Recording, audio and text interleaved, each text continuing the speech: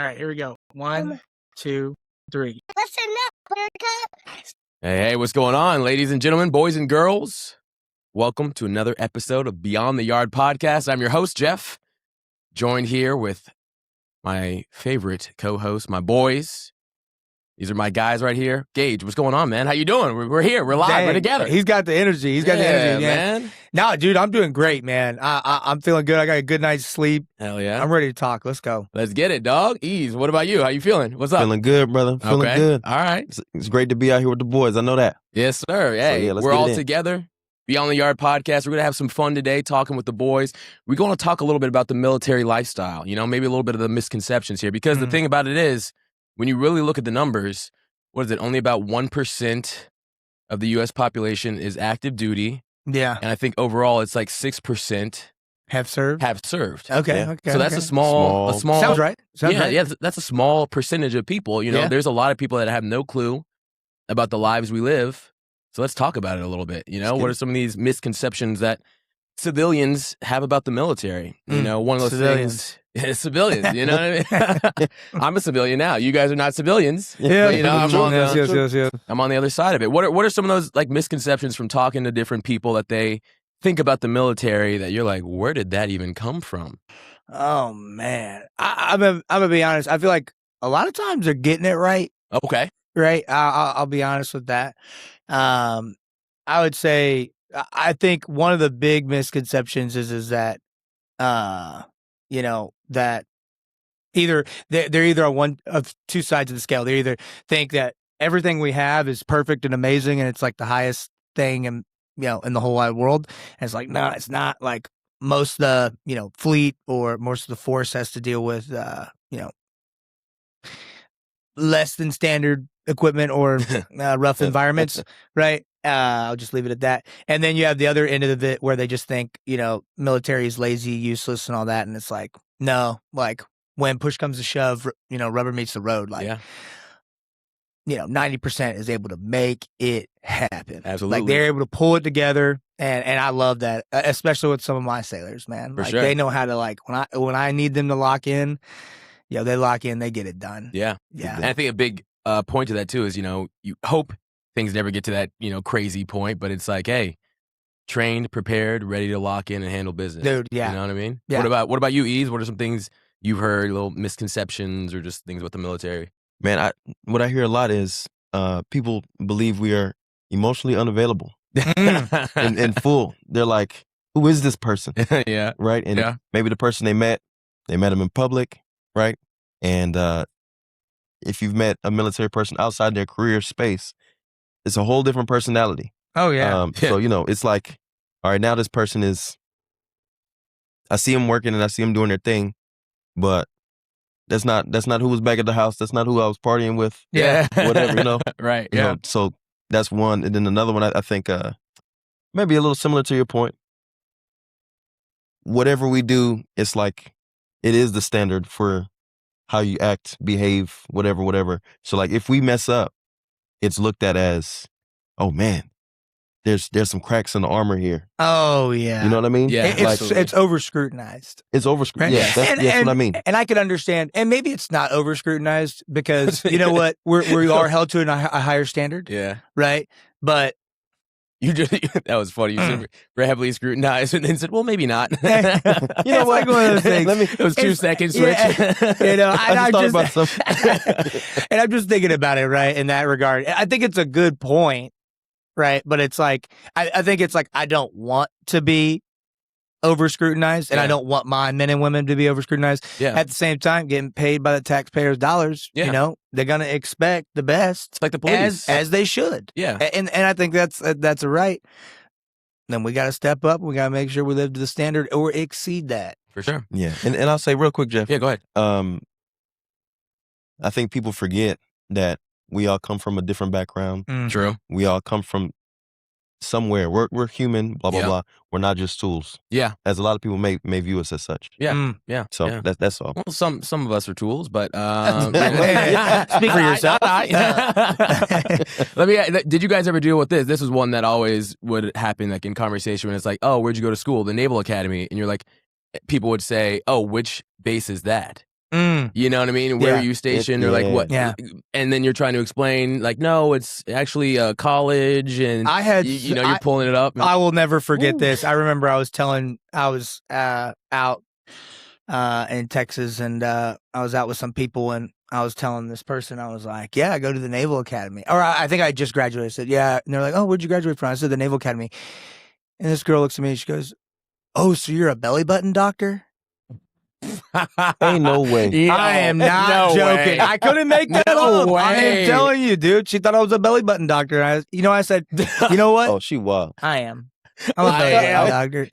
I'm a belly button doctor. I mean, at that like point, it's just like, what? Yeah. You think I'm gonna be able to explain that to her? No. See, I know you didn't do this, but if I was there, I would be like, free examination. You know? Definitely did not do that. Definitely no free examinations. Yeah, Matter of fact, can I see yours? Yeah. This is something else that we all are we're taught this early on at the academy, or we experience it. And I think a lot of people, on the civilian side don't necessarily experience it. The hurry up and wait stories that we all deal with very, very early on. What is that? What does hurry up and wait mean, Gage? When you hear that, explain that to the people. What is that? I mean, the hurry up and wait model is right. The way I view it is we're getting everybody on time in one spot to be ready to react or do said activity. But most of the time, you get everybody there, and the people that are going to be hosting it or leading it ain't ready to go. So we just on standby until they're ready to go. Yep. But the people that are hurrying up and waiting, those are the ones getting trained. They don't have a voice at that point. So you going to stand by until said SEL or said officer is ready to give the training. So hurry up and wait for your superiors. Yep. What about you, Ease? And so to add on, what I've seen is, somebody who's in charge of this said training right at the top. Yep. They're like, hey, I need you there at 7:00 sharp.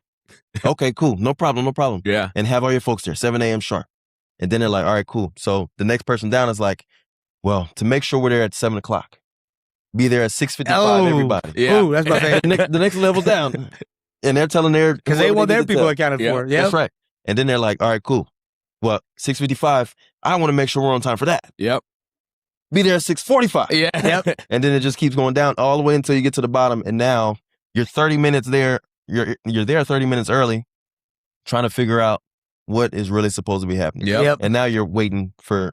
What's the longest y'all ever had one of these experiences throughout your time, either the academy 2+ hours. Easy. Yeah, easy. 2+ hours. What about you, Ease? Yeah, at least 2 hours. Yeah. Because, and I went to NAPS too. Oh, yeah. Naval Academy Prep Okay, School. tell the people a little bit about NAPS. What is NAPS? What does that stand for? Yeah, so NAPS is a Naval Academy Prep School, and what they do is, what the Naval Academy does as an entity is say, hey, you are eligible via your leadership, via your acumen, academically, whatever. Yeah. However, there's something that's like, hey, we're not going to give you a direct accession into the Naval Academy. Yep. For me specifically, I think they looked at my SATs and my SATs and were like, you're all right. We like you. We want you here. Yeah. You do a lot of stuff. Yeah. However, we want to make sure you can fulfill the academic rigor that the Naval Academy has to offer. Yeah. So if you can make it through this 1 year of the Naval Academy Prep School, Yep. then we'll give you a session into the Naval Academy actual. Yeah. And again,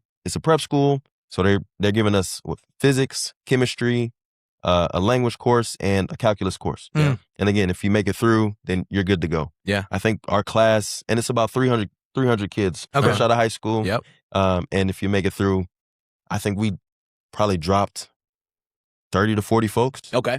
And then everybody else made it. joined. A little 10%. Yeah. Well, 10%. Here's one thing I remember too about the Napsters, as we call them. You guys always had that extra year of just kind of getting acclimated to the military, like wearing the uniforms and having to march and be around it. So I remember for me, my first roommate was a Napster, and this guy, he knew how to get through things already. Like, Geoff, all right, we're doing a cleaning inspection. All right, they're not going to check in there. We're good. Let's focus over here. Or, helping with the uniform. Oh, do this to help shine your shoe. Like things like that. So it was definitely one of those, like, you're leaning on those Napsters who have that extra year And hopefully you have a good one who's not jaded yet and just like disgruntled of like a year. You know what I mean? So that definitely is huge there.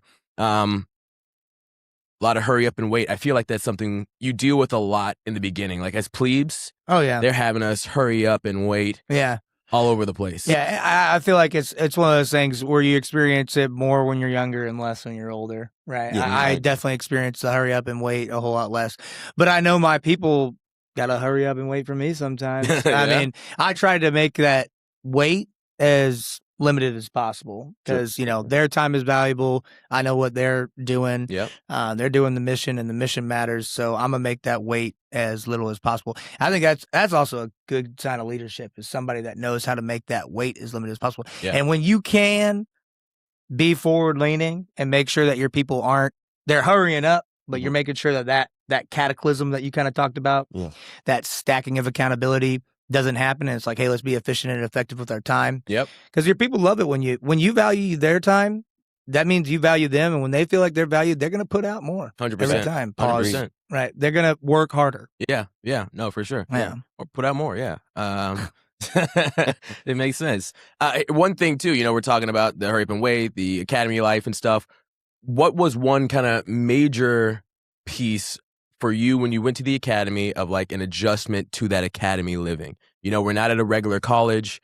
You're there in Bancroft Hall. What was kind of one big piece, just one big piece where you were like, man, this is a big adjustment, that I got to figure out and adapt to? I'm going to let you go first. No, I got you. I'm buffering over here. Yeah, I think the biggest thing was like fresh in the morning, 5, 6 a.m. Yeah. Somebody yelling at you.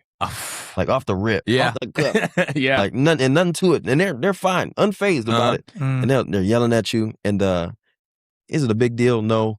Mom definitely yelled at me when I was younger. However, like when I did something crazy. Yeah. But what I'm saying is like, and now you got to go do something. Like you got to act, and you can't get frustrated or flustered. Yep. You got to get it done 5, 6 in the morning. Yeah. 100%. But it chow calls. Chow calls. So you're memorizing stuff. Yep. And then you got to go out and perform. Yeah. And for those that don't know, chow call, that's where you literally memorize the meals for the full day. I mean, everything that's on that menu. Bruh. And you down have to to the stand out pickles. there. Yes. Yeah. Down to the condiments. Down to the like condiments. What condiments are on the table? What is available for your seasoning and dressing? And upper class sometimes would go and ask you, all right, hey, what am I having for lunch? And if you don't know it, you're getting smoked. Yeah, you know what I mean? Cooked. Now let me ask you guys, as upper class, did you guys ever go out there to the plebes and be like, all right, you better tell me what I'm having for dinner tomorrow? Would you apply that pressure yourself? I actually was one of the ones, I didn't like that. I remember specifically when I was a detailer, and hey, you know what?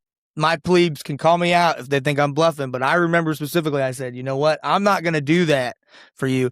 My big thing is like, I'll quiz you, and I'd rather you just do push-ups. You know what I mean? That's a little bit more fruitful. I'm going to have you memorize the things that I want you to carry with you. Yeah. Memorizing the meal for memorization's sake.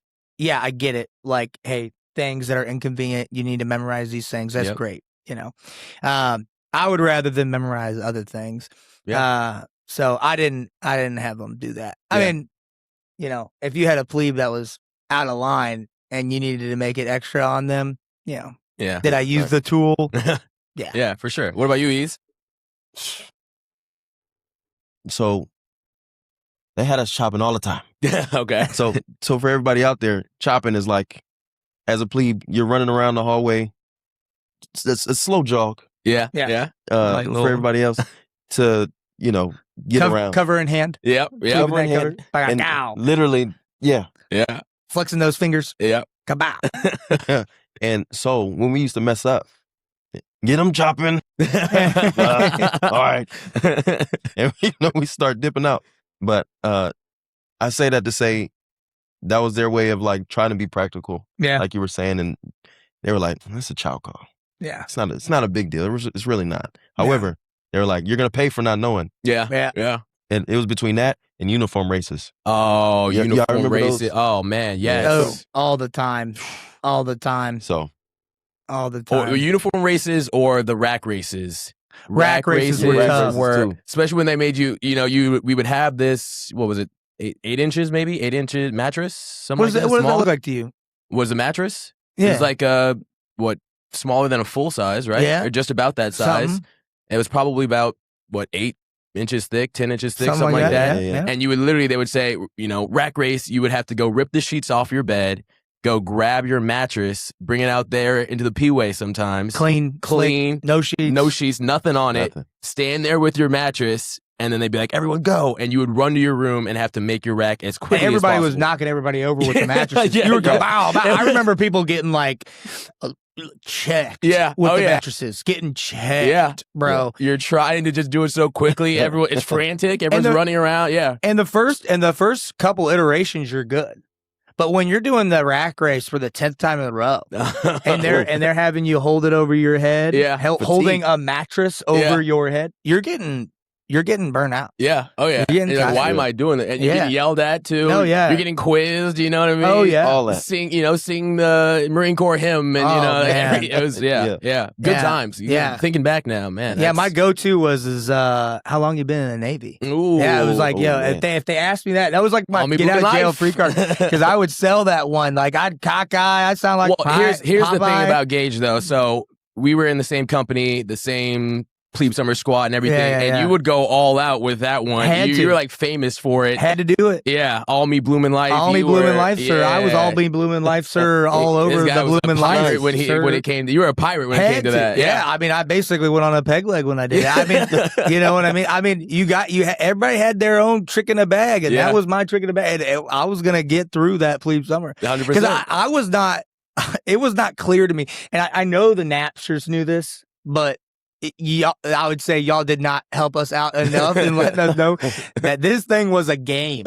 Oh, You know what I mean? yeah. Like, yeah. you know what I mean? Like it's serious, but it's mainly a game, and that, like, you know what I mean? And so for me, it wasn't gamified in my mind. So when they were being like, disappointed, you failed, like I took it personally. I was like, dang, man. Yeah. So when they would give me that, how long you been in the Navy? I was like, Time here to we shine. go. This Yeah, is we it. Better go. get to dancing. You know what I mean? You so much got it. You know? Yeah. Yeah. Let me ask you guys this. feel You know, we talk a little bit about, our intro to the academy and, like, naps and our introduction to the military life. What about after you commission and you're that brand new ensign? What was that kind of shock of like, oh, I have to now adapt again because now I'm, an ensign serving in the Navy? Yeah, that's good. Being in charge of people and you don't know much. Yes. Being that butter bar and like having to lead, but also you don't know much, and everybody knows you don't know much. Yeah. Right. Yeah. That's the obvious part, They know. right? They know. And you they better know. not be the one who's pretentious too. Oh, and don't even come with it. Yep. Right. Yep. That's how a lot. I think a lot of people that commission that fail early on is they don't have that humility. Yeah. They're not humble enough. And you got to remember that, like, you're going to get a lot of the most of your training and your information and that guidance you're going to get is going to be from that subject matter expert E5. Yeah. Yeah. You're going to get that. And if you're lucky, they're going to be similar age. I mean, you're going to have to keep that professional boundary, but like, Yeah. they're going to be that similar age, and you treat them with respect. They're going to treat you with respect, and they're going to take you home. Yep. And then you make that bond with your chief, and it's gold. That bond with the chief. Bond with the huge, chief. huge. Oh, bond with the chief. Yeah. Man, What about you, Easy? Man, I really like that point. I'd say in addition, getting over the stereotype of being a Naval Academy officer. I was going to ask that. Who has their ring on? Anyone have their rings? Anyone have their ring? All The right. classroom. Mine's like a Super Bowl ring.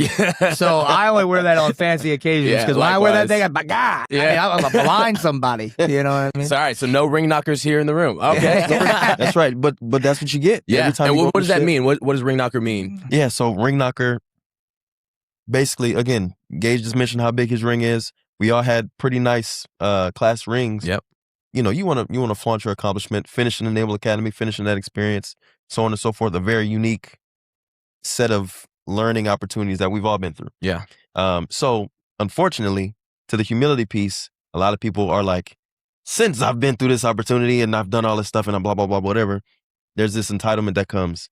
And the ring knocker thing comes from people like slamming their ring on the table or just knocking it like,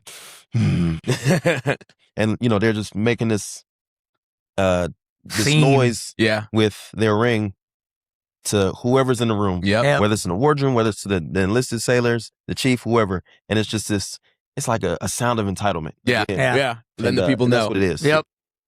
But the stereotype part, getting over that is like, as soon as someone asks you, oh, well, where'd you graduate?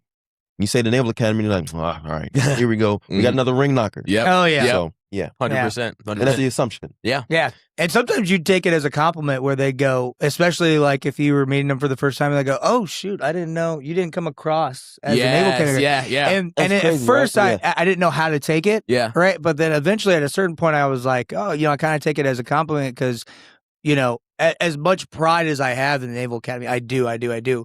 For whatever reason, as the things you've labeled, right? There's sometimes a negative connotation that comes with it especially when it's first tour officers. I Yep. think I don't know if it's necessarily for later on, but yeah. So hearing, I didn't really peg you for that, right? Blah blah Yeah. blah. blah. I would be like, Okay, okay. okay. Well, I'm hoping you're meaning that I'm humble. Hopefully, it Right. doesn't mean that you Yeah. think I'm dumb. Yeah, because yeah. it could have been both. Could have been both. You know what I mean? Yeah. It could have been one of those backhand kapow. Didn't think you had you're the just like- you're just- wits for that. You just think you're the man now. You're like, oh, he thinks I'm cool. You know? Yeah, I fit in. Meanwhile, he's like, this guy's an idiot. That's exactly it. Oh, I love it. Oh, You know, back That's real. to what you said too about like, people know that you're that brand new, commissioned officer that doesn't know anything, and you're leading people, and you don't know anything. I remember this one time, my first duty station. I was at the Joint Command, DISA JSSC, the Defense Information System Agency, Joint Chiefs, Joint Support. Acronym It was Joint Staff Support Center, DISA JSSC. So Pentagon basement. And I didn't have a chief. I had a Army sergeant who was my E7. SEL? Yeah, he was my SEL, SEL. yeah. And I remember one time late at night, he called me after hours and we were dealing with some personnel stuff. And he's like, what do you want to do? And I was like, I was just nervous. I was a brand new ensign. I was like, I don't know. What do you want to do, sir? And he was like, sir, I'm asking you. And I was like, okay. You know what I mean? Like I just got, I was like, oh, my bad, sergeant. Yeah. He's like, it's all right. Like I You were get going it through type of broken thing, and but- garbled. Sorry. Exactly. My apologies. I was talking to the someone course else under- real quick. I'm back to you now. What's up? But literally, you're new to the game, and like some of these men and women that you're leading are your parents' age or whatnot, and they know so much more than you. Oh, yeah. So Yeah. one question too, kind of. Oh, real quick. Go What ahead. was your favorite duty station? Yes, my favorite duty station, San Diego for sure. San Diego? Yeah, I love San Diego. The weather, amazing. I think the one thing too is when you leave, you go out to sea or have to go TDY or whatever. It's like, I'm coming back to San Diego, baby. You know what I mean? It's one of those. There's a lot that's going on there. It's active, and I love San Diego for sure for me, and that's why I'm still out there. What about you guys? Best duty station? Oh, my favorite was NRO for workplace. Okay. NRO. Okay. For sure. Hands down. Mission's cool. The lifestyle's great. And and where it's was just that? Where were I you was up living? in Nova, Yep. Northern Virginia. And it was fantastic. Loved it there.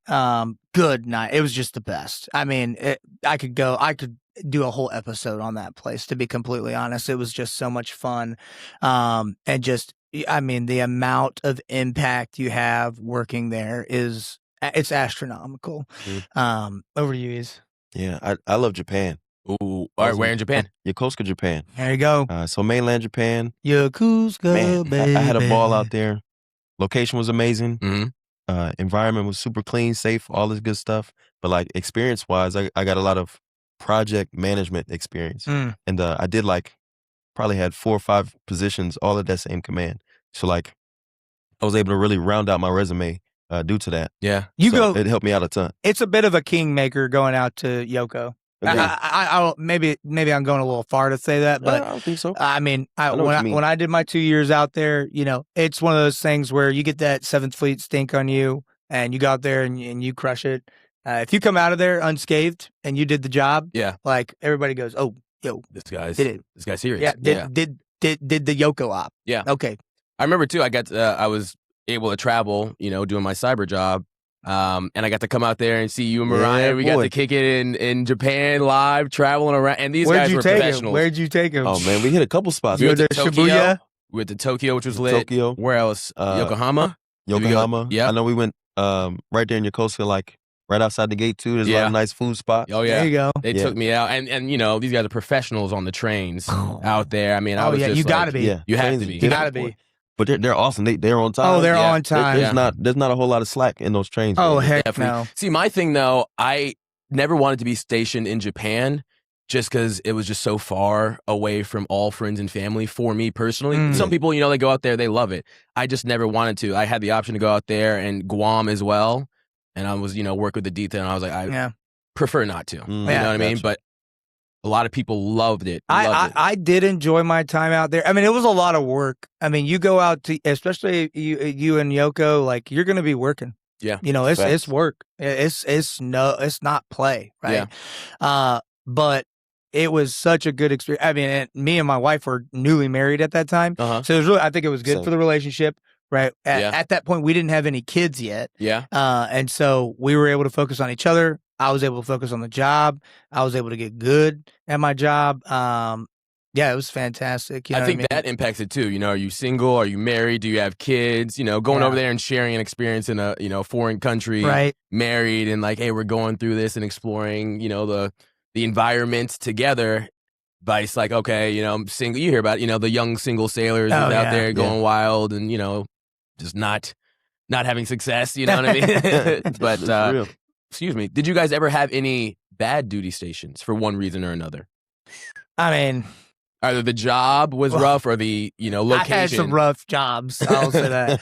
I don't want to call those ones out because I don't want anybody to walk into that with a bad perception because they might have a different experience than me. But sure. I'll definitely say the Navy has gotten its pound of flesh from me for sure.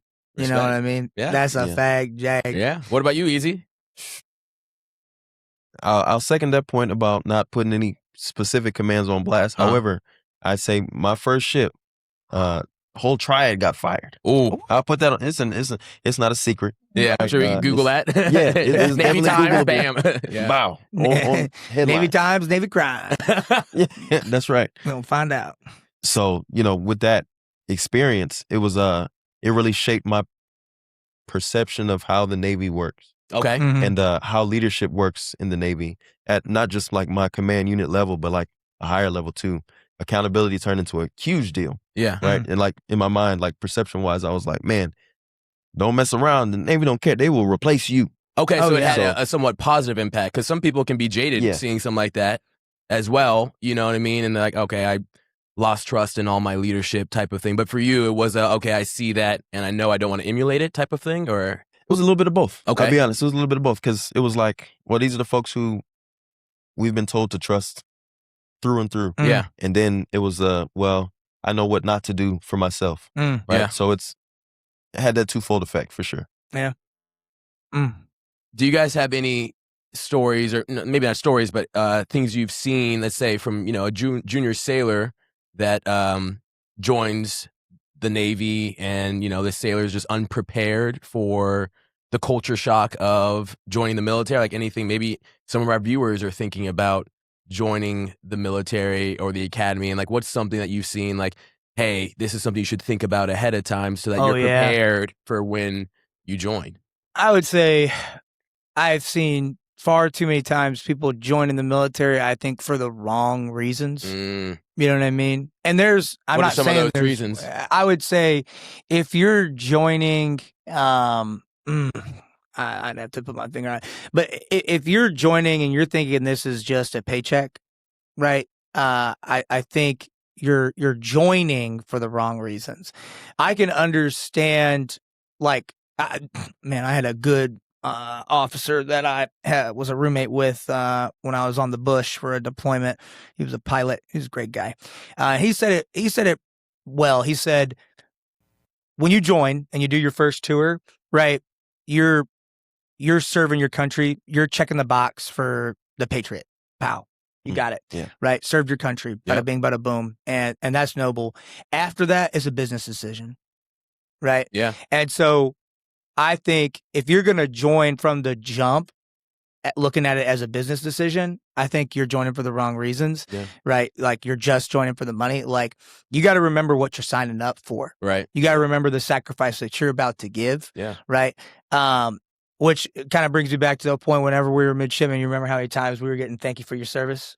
Right? Yeah. You know, and we hadn't done nothing. Nothing. We hadn't done a dang thing. Yeah. Nothing.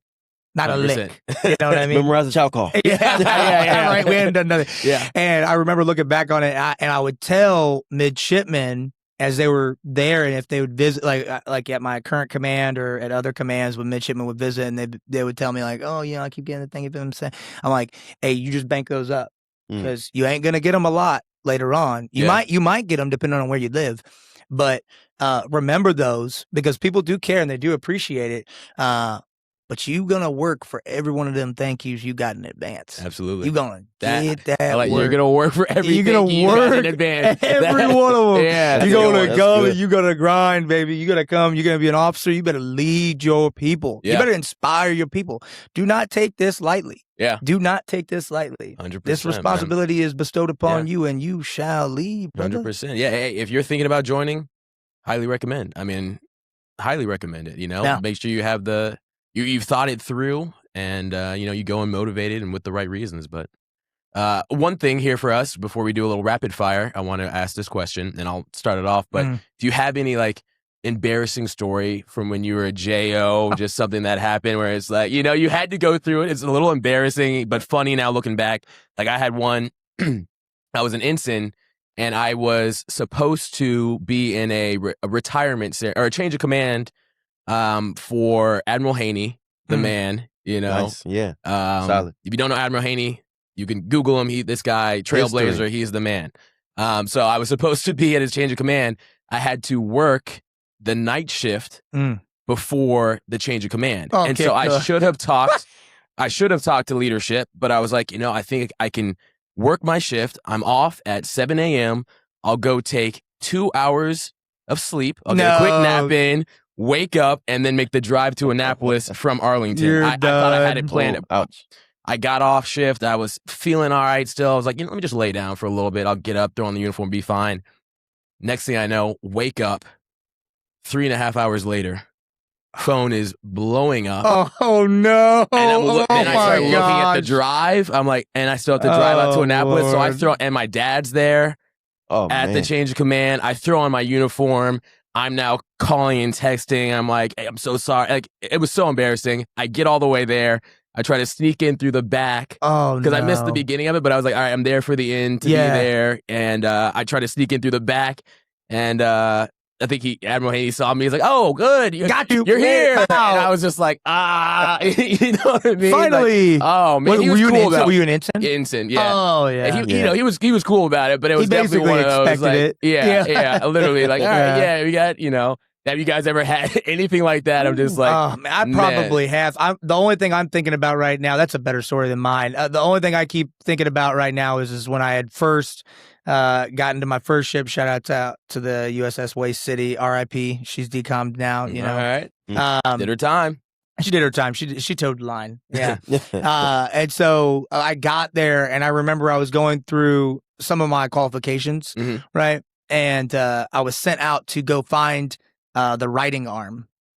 I had to go find the writing arm. Yeah. See, this is, there you go. There you go. Yeah. And I was on duty that day, and I looked for the writing arm for like 12 hours. And I swear everybody was on the same page. They were like, yo, when Gage comes up to you, don't say a thing. Just be like, oh, I think it's right up there. I had the ETs were like, oh, let's get you strapped up. Let's get your, let's get you going off. We're going aloft. Trying to find the writing arm. What is a writing arm for the people that have no clue? So what's the a writing arm is something you do not find. It is not anything that actually physically exists, right? This is what enables the ship, right? Depending on the dimensions of the ship, right? So that it can right itself whenever you do a turn and it's swaying back and forth, right? Yip, yah, yay, right? All these terms. And so Oh, good God. Yeah. So I was out How there. long were you going around? It was about 12 hours. And then My man spent half the day. I know, dude. It was bad. And I was like, yo. When did you finally realize you're like, what am I doing?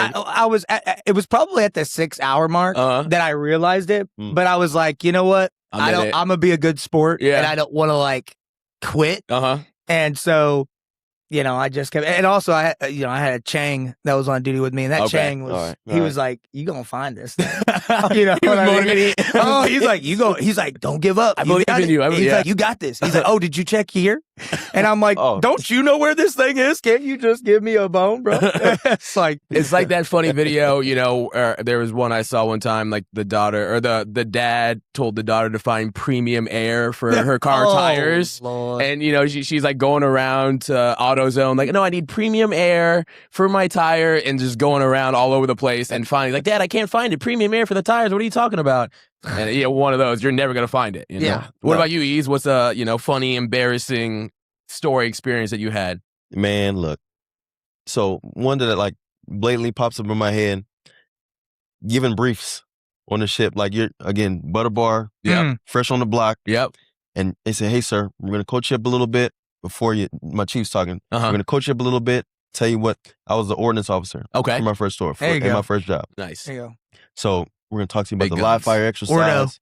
And that's right. Ordo. And we'll run you through the procedure so you can say it intelligently in front of the captain, XO, everybody and their mom. Yeah. So I get up there and I'm like, all right, I'm feeling good. Get up there. First slide comes up. Introduce myself a little bit. Next slide comes, procedure. And the slide's blank. Oh, you cooked. He's like, I didn't memorize this. I said, I don't know well enough. I don't know nothing. And you're up. And I'm just like, and so I try to BS my way through it a little bit. I look at my chiefs, but like they're looking at me like, what you gonna do? What you gonna say? And then fortunately, I get just enough wiggle room from the CO. The CO was like, hey, are we working on the slides? Like getting the right slides up here so we can blah, blah, blah. And like, it just took me a minute to get over the initial shock. Initial shock. Yeah. To start getting back through the procedure that they had coached me up on. So fortunately, my Chiefs did a really good job of giving me the game. So, man, but I was in the moment extremely embarrassed, extremely like everything just dropped. Yeah. Oh, I can imagine. So, yeah, it was wild. It was wild. I had one last one before we do rapid fire. I'll never forget this. Air Force guy re-enlisting and asked me to be the the re-enlistment officer, read the oath. Yeah. Excited. I'm like, oh, this is it. I've been practicing. I had it printed off the night before. I was in the mirror practicing everything. Down, Get to it halfway through, mine just goes blank. Wow. And I'm just standing there, flatline. literally we're staring at each other, and he's like, sir, your next words are, and he's like whispering and telling me, and everyone's there watching. And it's on video. Man, bro, Gotcha. I had to pull out my cheat sheet, and it was. We got through it, and everything was cool. But it was one of those. I was like, I will never let this happen again. Oh, you can't. You can't. It just takes once. And once you do enough re-enlistments, eventually you get the gist down, and all you got to do is right before you go to one, you just read through it a couple times. Exactly. Yeah. That a good time. All right, we're going to get ready to wrap this episode up. Right, We have a couple rapid fire questions. I'm ready. All right, real quick, I'm going to ask you guys. Go deep. All right, here we go. First one. Best military movie ever. Oh my gosh, I'm gonna just go with a classic off the cuff, Top Gun. Oh, Top Gun. Love that one. Oh no, Officer and a Gentleman. Oh, I love that one. There we go. That's good. You know what's funny? What? I was gonna say Annapolis. As a joke. Didn't that come out when we were there? Slightly before. Slightly before. Oh, yeah. And everybody wanted to I think do it came out boxing. 08, 09, something like that. And when we were in high school. you got there, everyone wanted to be a boxer. Yeah. Oh, Everyone wanted, Did y'all know until they boxed. Facts. Until they got a little right hook from Hunt. Yeah. Absolutely not. What were you about to say, Is? I was gonna say I didn't realize it wasn't actually shot there. Oh, yes. It was up in like Philly or somewhere. Philly, Philly, yeah. So Annapolis is your pick. I'm gonna go with Annapolis. Going with Annapolis. All right. There we go. For the fun stuff. Yeah. Was We Were Soldiers definitely up there for me. Love that one. Or what's the Saving Private Ryan? Saving Private Ryan. Saving Private Right. Ryan classic. Yeah. solid. And then you also have the series Pacific. Oh, Pacific, yeah. Bro. Okay, so there's so many movies. There's so it's tough many. to pick one. That's why I had to ask it. Yeah. All right, next one. Best deployment snack. Best appointment sack. Oh, I'll say that, and this one resonates right here. When you can be the first one to the cereal box, if your division Yeah. has got an N with the CS's, and you could be the first one to that cereal box, and you were able to dig past the Chex and the Honey Nut Cheerios, and you're able to get to the Fruit Loops and the Cocoa Pebbles. Yep. Frosted Flakes. Oh, boom. You're good. Yep. What about you, Easy? Barbecue Fritos. Oh, okay. The little twisted joints. Yeah. Man, we had a ton of them come in my care package. And Ship store open now. Yeah. Bow. That's fire. Yeah. Ship I store was open. surprised. I thought one of you was going to say tobacco and Monster. You know what I mean? Yeah. Don't think Yeah. to sell like That's more than a snack. That is your lifeline. That's your meal. That's your lifeline. the lifeblood. That's what's the whole keeping ship. you good on watch. Let's go. Yeah, that's good. All right, here we go. Next one. Does the modern military have it easier or harder nowadays? Just overall. Overall. I'm gonna go with easier but more annoying. Okay. Right, and I can give context later if needed. Yeah, for sure. Yeah. What about you, Ease? I'll say it's an interesting question because there's a lot of levels to it. But I'm gonna say harder. Okay. But the reason why I'm saying it is because of the scrutiny that comes with social media nowadays. Damn, social media, huge Okay. piece to Yeah. it. Huge piece to it. Okay. Love that. Last question here. Last one to wrap up the episode. Should beards be allowed in the military for all? Oh gosh, that's a hard one. I'm gonna defer to the McPon on that one. Exactly. Yeah. Exactly. Like that. So thank you guys. That was another episode of the Beyond the Yard podcast with the boys.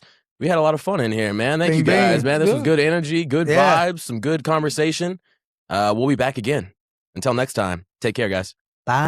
All right, here we go. 1, 2, 3. Listen up, Buttercup.